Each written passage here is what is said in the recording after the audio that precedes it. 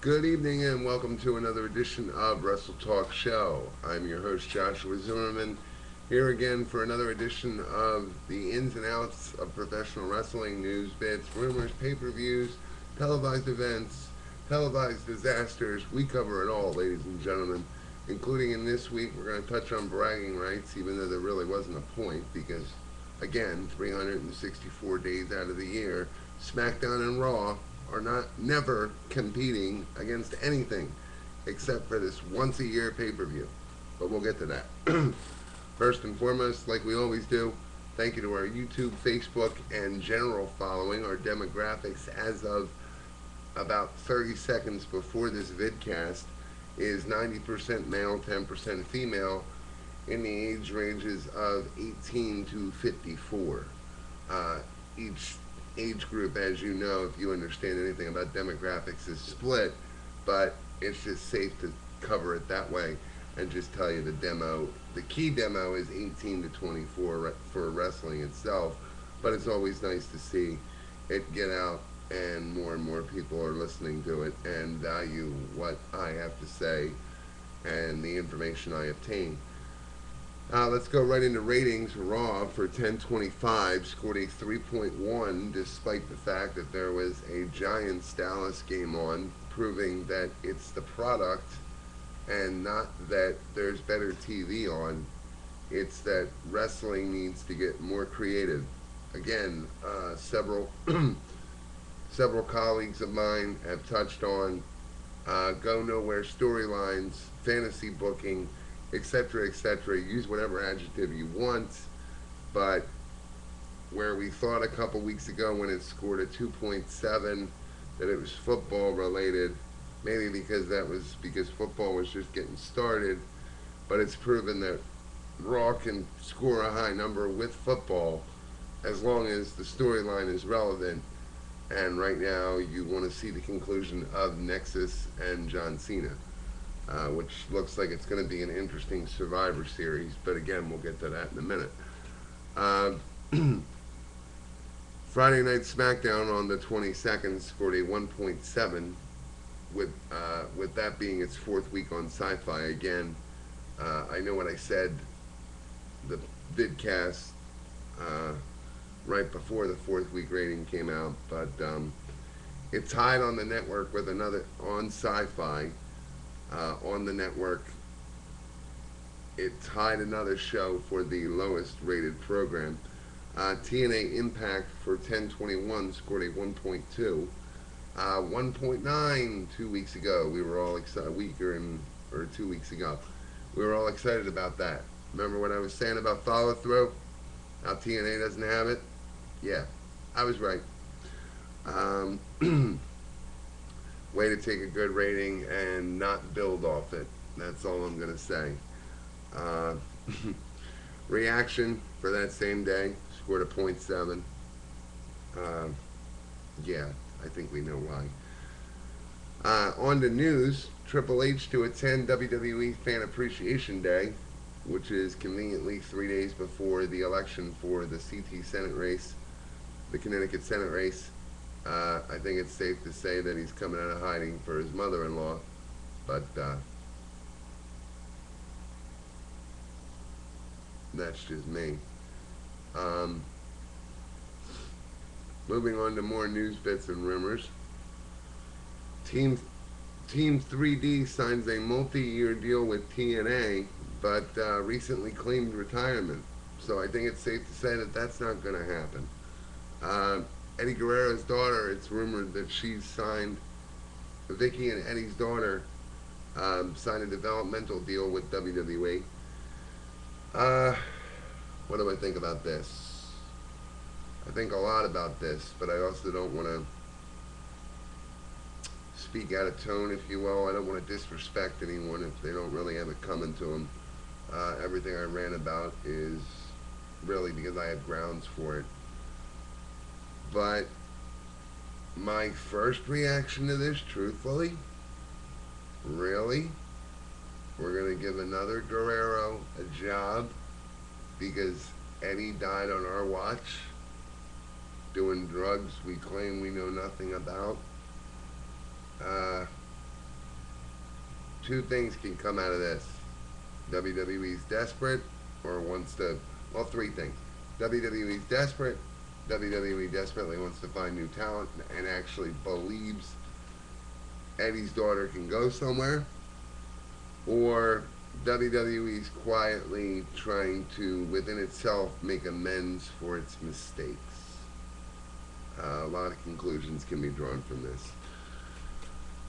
Brock Lesnar, like I said in the last vidcast, loses in the first round a majorly hyped fight on 10/24 with opponent King. Undertaker, while at this UFC event, conducts an interview with UFC. Is Undertaker's provoked by Lesnar. Undertaker asks Lesnar if he wants to go, wants to do it, is the direct quote. And it tends to, within minutes, hours, it opened the hype that Brock Lesnar versus The Undertaker at WrestleMania. That's going to be our future segment, by the way. Undertaker goes on in this interview to say 20 years ago, it's a little late in the game now, but 20 years ago, seeing the popularity in UFC, yes, I definitely would have given this a shot, more or less, to sum it up. There's different sites with different ways it was said, but it all comes out to basically the same thing. If he had a better body and he wasn't so run down now, he'd be in UFC. You can see him incorporate that in his fight style now, if you're paying attention. If you're not, then get paying attention.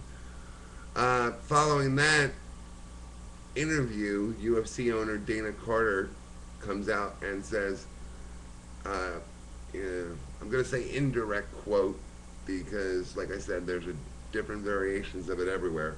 Lesnar is contracted with UFC and will not and cannot be involved in WrestleMania in any way, shape, or form, in a nutshell. But WWE is molding itself to be as popular, or wants to be as popular, as UFC. You see wrestlers incorporating its style into their wrestling. It wouldn't go anywhere because it would be a one-and-done match. But couldn't you see WWE paying Lesnar and UFC a shit ton of money to borrow Brock Lesnar for a night? Just to say they sold out WrestleMania? That the pay-per-view buys were higher than last year? I can.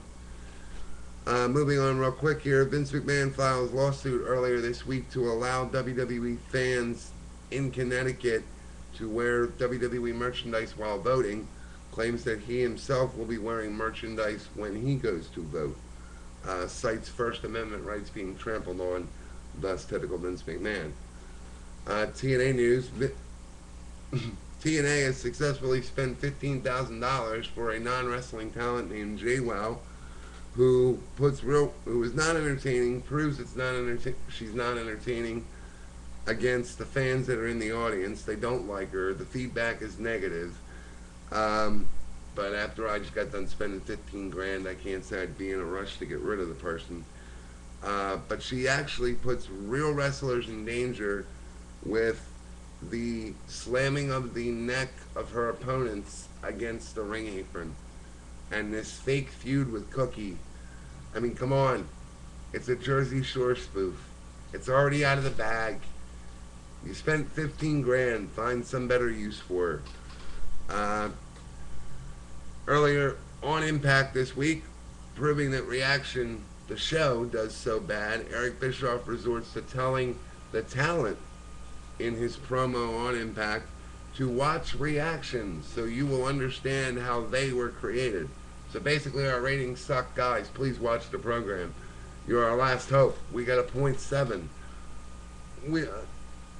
They might get rid of us. Somebody, please watch it. Just a horrible show, and these guys, I don't know. In that same Impact, RVD having a conversation with Jeff Hardy, directly quoted as saying to Hardy, I know it was a promo, but come on, Stop being so paranoid, Jeff, and go back, go and do some more drugs. Meanwhile, this guy's legal future is in the balance, and it's a drug-related charge. And yeah, way to be discreet, TNA, and non-entertaining TNA. Moving on to the segment story of this program. What do you think about Brock Lesnar and The Undertaker? I thought it was interesting. I thought it created a lot of buzz. The video itself, the excerpt, is available on the commentator's official YouTube page, and it got 1.9 million views as of Tuesday night. 600,000 within the first 30 seconds it took to look for the video itself. There was a difference. But what do you think? Do you think that, because UFC has always not compared itself to WWE. They don't even consider it a real sport because they're real fighting. They don't seem to be worried about WWE. They consider themselves in a different market. WWE has always put itself in a different market, saying that it's different entertainment. But do you see wrestling putting itself in such a corner that Vince would spend the money just to hype up WrestleMania at the end of the year to get the biggest bang possible? I do. I think it would be a slap in the face to wrestlers that are still there while Brock Lesnar was there when he pulled all the shit he pulled in WWE. Like I've mentioned before, he got that major push, got in front of guys, kind of did the Sheamus thing, but only with more of a following, and got the big push, and then sold out on the Goldberg match, and kind of left to go do football. Left a lot of people high and dry, as you'll see with a couple interviews with Triple H if you look them up on YouTube. Triple H takes it personally. Triple H takes it as disrespectful. And it was. He was put ahead of other workers that deserved the shot. But because Brock Lesnar, the character, and the man, the character, whatever, was going to sell so well, this was going to be WWE's next gold mine, and they invested everything behind him, only to have Brock Lesnar more or less walk out on them and become a dud in football. And that's what I was saying last couple days ago about him not being able to find his niche, because he went from wrestling to football to Ultimate Fighting to saying that if offered the right deal, he'll come back to wrestling. Can this guy make up his mind? But is that a match you guys would want to see? I'm going to post it later on in the forum as a direct question. I'd love to hear feedback. We have about a week and a half left until the CT Senate race comes to a conclusion, and we can stop hearing how wrestling shouldn't be in our politics and politics shouldn't be in our wrestling. And this is where we'll wrap up, and we'll wrap up actually a minute and a half or so early. We want to thank our fans. You can check out the show live. Well, not live, but you can check out more information on the show at WrestleTalkShow.webs.com. Check us out on Facebook at Facebook.com/CWE Company, Twitter.com/CWE Company. Send all show-related news, comments, concerns, information to CWECompany@gmail.com. And until next time, I'm your host, Joshua Zimmerman, saying bragging rights was nothing to brag about, and I hope none of you paid for it. Until next time, have a good night.